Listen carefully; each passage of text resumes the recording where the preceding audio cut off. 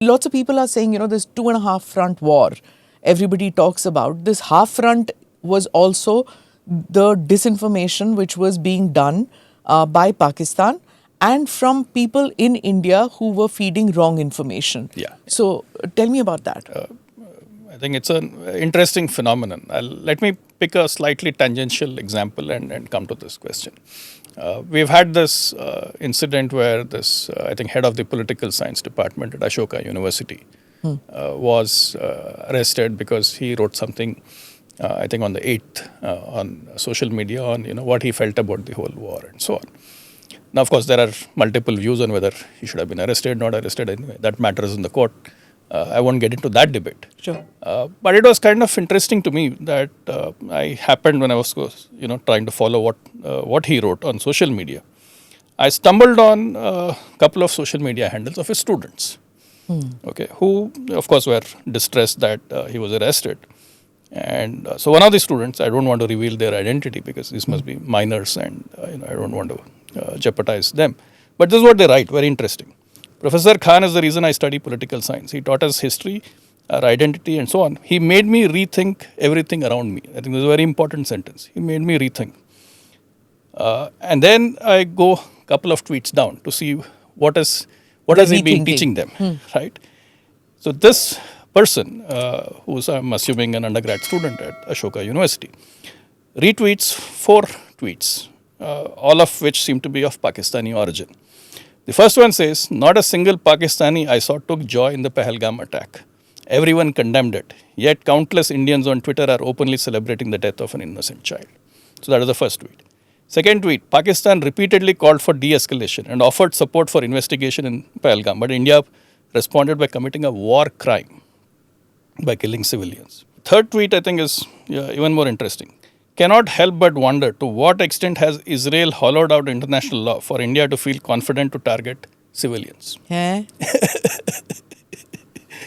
So imagine the kind of, so when you say that there are people within India who are contributing to this narrative, I think it is happening at levels that we are not fully fathoming, and it's not just on social media, it's not just on news channels.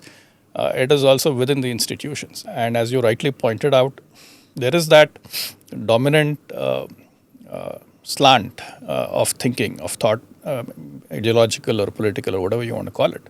And that is definitely influencing this generation. And hence you see these kinds of social media posts.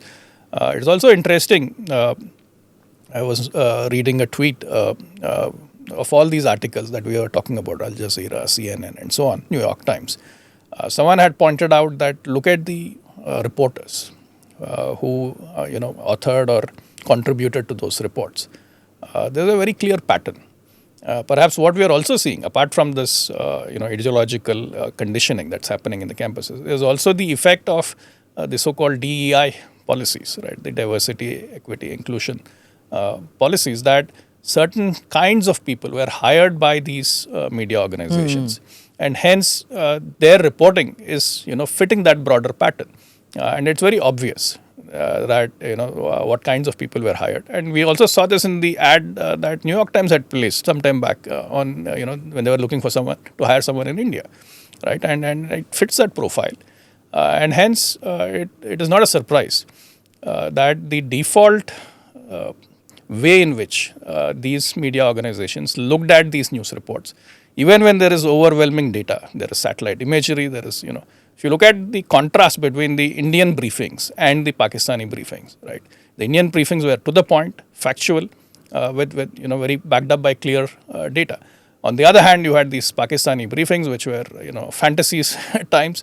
They were using gaming videos, all kinds of rubbish. So given this contrast, given this, substantive difference of the factual data that was being put out there, despite that, if you are seeing articles which are trying to play both sides, and as a result, there's a narrative of both sides, and as a result, the AI platforms are, projecting that narrative that, both sides did this, but there was no clear winner, or there's no clear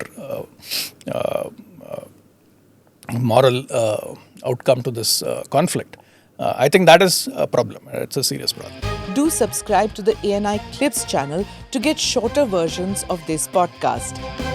Click here to watch the full episode.